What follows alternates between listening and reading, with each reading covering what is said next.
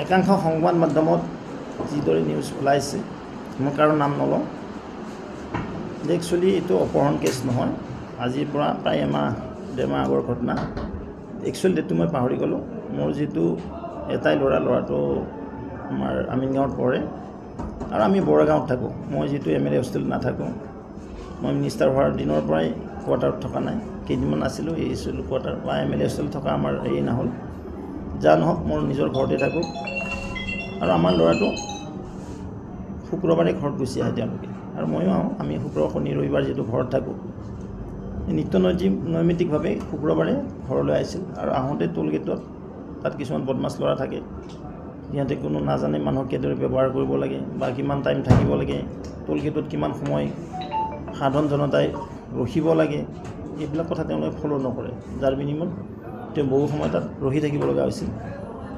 আৰু আমাৰ ড্ৰাইভাৰজনে কৈছিলোঁ যে এইটো অমুক হয় ভৱেশ কলিতাৰ মেছেজ হয় আমাৰ বৌ হয় তেতিয়াহ'লে তেওঁলোকে কৈছিল যে আমি চিনি নাপাওঁ কোন ভৱেশ কলিতা আৰু তেওঁ কৈছিল যে আমাৰ কিবা পইচা লাগে লওক এনে মানে বহুত সময় গাড়ীটো ৰৈ গৈছিল আৰু যিটো ল'ৰাটো স্কুলৰ পৰা গৈছিলে প্ৰায় আধা ঘণ্টাৰ বেছি সময় তেওঁ ৰখিব লগা হৈছিল আৰু সেইকাৰণে তাৰ 10 দিন পিছত আকৌ তেওঁলোকে এটা ওল্টাই নিউজ আমাৰ ওপৰত কৰিলে যে ভৱেশ কলিতা দাদাগিৰি কৰিলে ঠেং ভাঙি দিম বুলি ক'লে তেওঁ মিছেছৰ নামো আনিলে মোৰ মিছেছৰ নাম তেতিয়া মই এটা FIR দিলোঁ যিটো মোৰ বিৰুদ্ধে এটা নিউজেই কৰি দিলে যে এইকেইজন ব্যক্তিয়ে টোলগেটত তেওঁলোকৰ হেৰিয়ে মানে মোৰ মিছেছক অপমান কৰিছে আৰু সেইকাৰণে মই এটা চাংচাই থানাত FIR দিছোঁ বাছ ইমানেই আছিল মানে এইটো চাংচাই মানে যিটো SP কামৰূপৰ আণ্ডাৰতে কৰে চাওক আপুনি FIR খন দিছিল আপুনি এগৰাকী বিধায়ক FIR দিলত আৰক্ষীয়ে একো ব্যৱস্থা নল'লে নিশ্চয় কৰিছে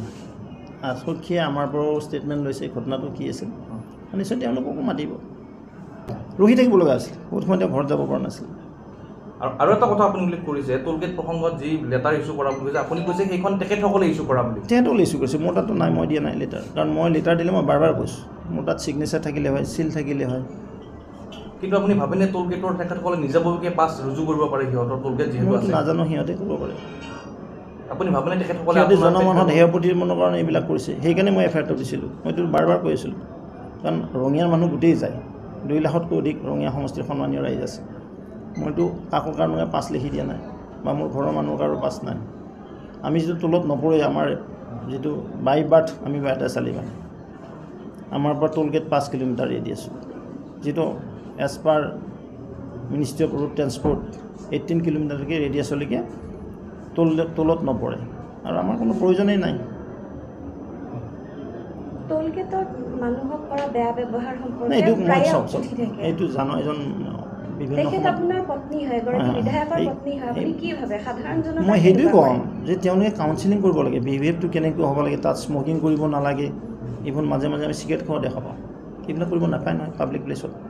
সেইবিলাক কথা মালিক পক্ষই যদি ভালদৰে বুজাই দিয়ে কাউন্সিলিং কৰে যে এইবিলাক আহিলে তেওঁলোকৰ VIP ৰুট কোনটো ফাষ্টেগৰ কোনটো বা নৰ্মেল পেচেঞ্জাৰৰ কোনটো এইবিলাক কথা যদি ঠিক হয় ভালদৰে চলিব আৰু সেইকাৰণে মই FIRটো দিছিলোঁ অকণমান তেওঁলোকে জানক অকণমান শিকক আজি ইমান দিন পিছত এই গোটেই ঘটনাটো আহিল নাজানো কি কাৰণে কোনে দিছে এইটো মইতো দিয়াৰ FIR দিয়াৰ কেইবাদিনো হ'ল মই আপোনালোকেও কৈছিলোঁ যে আপোনালোকে মোক ৰিয়েকশ্যন সুধিছিল কৈছোঁ মই ৰিয়েকশ্যন কোনো নিদিওঁ কাৰণ সেইবিলাক মানুহৰ লগত প্ৰৱেশ কৰিলে যদি ৰিয়েকশ্যন দিব লাগে বহুত বেয়া কথা মই আইনগতভাৱে এখন এজাহাৰ দিছোঁ কিন্তু ব্যৱস্থা নলয় তেখেতসকলে আকৌ ব্যৱস্থা লৈ আছে ল একৰ্ডিংলি প্ৰচিড কৰিব এই আপোনাৰ পেইডৰ সন্দৰ্ভত আৰক্ষীয়ে কিবা জনাইছে নেকি সেইটো এটা অতি স্পৰ্শকাতৰ কথা এগৰাকী বিধায়কৰ পুলিচ গৈছিলে মোৰ ওচৰত তেওঁলোকে সুধিছে মোক ছাৰ কি ঘটনাটো এনেকুৱা মই ডিটেইলখিনি আমি দি দিছোঁ আমাৰ ষ্টেটমেণ্টটো ল'ব লাগেতো তাৰপৰা সিহঁতকো মাতিব এতিয়া আপোনাৰ পত্নী ক'ত আছে মোৰ পত্নীটো অপহৰণ হোৱা নাই না পত্নী ঘৰত আছে স্কুলতো হৈছে বাবুক নিবৰ কাৰণে কাৰণ আমি নিজে থ'ব আহোঁ ল'ব যাওঁ মই ৰাতিপুৱা থাকিলে গুৱাহাটীত থাকিলে মই থওঁ আৰু তেওঁ দুপৰীয়া লয় আপুনি FIR দিয়াটো হয় FIR দিয়া হয় মই কিমান তাৰিখে দিছে ইয়াত 27 তাৰিখ বুলি সিমানে এমাহ হোৱা নাই এতিয়ালৈকে মোটামুটি এমাহ আৰু আজি যিটো 19 তাৰিখ না 20 তাৰিখ এমাহ হ'লে আৰু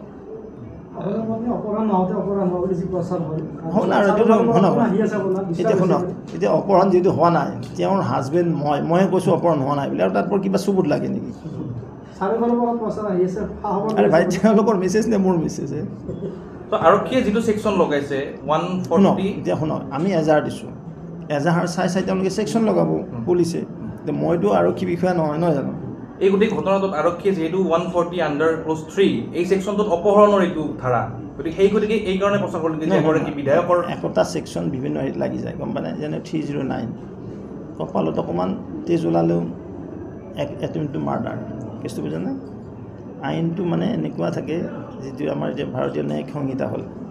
আগতে ইণ্ডিয়ান পেনেল কোড আছিল IPC আছিল কিছুমান এটা ছেকশ্যনে লাগি যায় কিন্তু কিছুমান বেলেবল কিছুমান নন বেলেবল আমাৰ যিখিনি আছিল সেইখিনি বেলেবল ছেকশ্যন সেইকাৰণে তেওঁলোকে বেল লৈছে সামগ্ৰিকভাৱে এজন বিধায়ক আপুনি প্ৰাক্তন মন্ত্ৰী আপুনি সভাপতি আছিল ইমান গুৰুত্ব ধৰক আপোনাৰ এই বিষয়বস্তু কি ধৰণে হ'ব বোলে টোলগেট আপোনাৰ ঘৰৰ নিচে সমীপত সেইকাৰণে দিব লগা হ'ল যে আমি ওচৰত আমি নপৰৰ কাৰণে দিলোঁ এফআইআৰটো যে আমি এইবিলাকত নহয় মোৰ মেছেজ নহয় সাধাৰণ জনতাও এটা মেছেজ পাওক তেওঁলোকে যে হয় আমি এনেকুৱা কৰিলে এনেকুৱা ৰাজপথত যদি বিধায়কৰ পত্নী সুৰক্ষিত নহয় তে সুৰক্ষিত নহয় বুলি নকওঁ টোলগেটতে এইটো আদাৰ দেন ক'তো সকলোতে সুৰক্ষিত মোৰ মেছেজ সুৰক্ষিত আমি সকলো সুৰক্ষিত অসমৰ জনগণো সুৰক্ষিত এইটো বেলেগ মেছেজ যাব নালাগে আজি অসমৰ জনগণ সুৰক্ষিত ভাৰতবৰ্ষৰ জনগণ সুৰক্ষিত পিচটো মেইনটেইন হৈ আছে অসমত কিন্তু এইটো এটা স্পেচিয়েল কেছ এইকাৰণে স্পেচিয়েল কেছ টোলগেটটো সকলোতে নাই না য'ত টোলতহে গণ্ডগোল ঘটিছে আদাৰ প্লেচত নহয়তো এইটো তিনিগৰাকী লোকৰ নাম আপুনি ইয়াত এফআইআৰ উল্লেখ কৰিছে জুৱেল খণ্ডকাৰ জুৱেল গাজুৱেল আৰু কিবা এটা গোস্বামী সিহঁতে বোলে আপোনাৰ তেওঁলোকে কৰিছিল বেয়া ব্যৱহাৰ কৰিছিল বা মই তেওঁ মোৰ মিছেছে কৈছিল সেই তিনিজন মানুহৰ নাম মই পিছত আইডেণ্টিফাই কৰিলোঁ কাৰণ মই চিনি নাপাওঁ এইকাৰণে চিনি নাপাওঁ কাৰণ আমাৰ টোলৰ কোনো সম্পৰ্ক নাই মই টোলগেটত থিয় হৈ পোৱা নাই আপুনি সেই সময়তে এফআইআৰখন দিয়াৰ কথা কিয় চিন্তা নকৰিলে মই লাহে লাহে দিছোঁ গোটেই কথাটো জানি ল'ব লাগে না কি ঘটনা কি হ'ল জানি বুজি লৈ এমাহলৈকে টোলৰ মানে হেৰি দিব পাৰি এফআইআৰ দিব পাৰি যিকোনো ইনচিডেণ্টটো এমাহলৈকে যিটো মাৰপিট নহয় খুন ওলোৱা নাই বা কোনো মেডিকেল কেছ কৰিব লগা হোৱা নাই যিটো তেনেকৈ এছাল্টিং কেছনো তেনেকৈ মই শুনি লৈছোঁ জানি লৈছোঁ কাৰণ আমিও উগিলাইছিলোঁ এমাহৰ ভিতৰত এখন এফআইআৰ দি দিছোঁ কিন্তু এছাল্টিংটো কমন পিপুল আৰু এগৰাকী বিধৰ পত্নীৰ মাজত পাৰ্থক্য আছে এইটো নহয় মই এইটোহে ক'ম যে শুনক মোৰ মিছেছ কোন হয় মই নাজানো মই কোন হয় নাজানো কিন্তু সকলো জনতাই সুন্দৰভাৱে যাওক যি টোল দিব লাগে টোল দিয়ক যি দিব নালাগে তেওঁলোকে ফ্ৰী থাকক যি ফাষ্ট ট্ৰেকত যাব লাগে ফাষ্ট ট্ৰেকত এতিয়াতো খুব ভালেই হ'ব টোল উঠি যাব সন্মানীয় মন্ত্ৰী ডাঙৰীয়ে যিটো কৈছে আমাৰ ৰোড ট্ৰেন্সপৰ্ট বিভাগৰ সন্মানীয় মন্ত্ৰী নীতিন গাডকাৰীজী যিটো ফাষ্ট ট্ৰেকটো এনেকুৱা হ'ব QR বৰ্ড যেনেকুৱা তেনেকুৱা QR বৰ্ডৰ নিচিনা হ'ব তো গেটেই নাথাকিব এইটো খুব ভাল কথা এইটো এটা নন বেলেবল ছেকশ্যন সেই আপুনি এজাহাৰ দিয়াৰ দিনাৰ পৰা বিধায়কৰ পত্নীৰ বিৰুদ্ধে এনেকুৱা ধৰণৰ এফআইআৰ দিয়াৰ পিছত আৰক্ষীয়ে ব্যৱস্থা নোলোৱাটো কি কথা এইটো ভাই আৰক্ষীৰ কথা এতিয়া মই কি ক'ম আৰু আপুনি এজন চৰকাৰত আছে আপুনি মই ইমান নকৰোঁ নহয় মোৰ দায়িত্ব মই কৰি থৈ দিছোঁ বাকী পুলিচে কৰিব কি কৰিব লাগে কি নালাগে মোৰ সময় নাই নহয় পুলিচৰ পিছত দৌৰি থকা ডেভেলপমেণ্টৰ কাম কৰিব লাগে আমি আপুনি যিহেতু এফআইআৰ দিছিল তেখেতসকলে আৰক্ষীয়ে আপোনাক জনালে যে আমি এৰেষ্ট কৰিছোঁ মই ক'লোঁ কি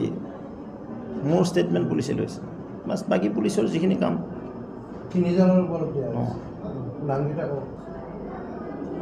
এজন জুৱেল আছিল এজন গাজিউল আৰু এজন চাম গোস্বামী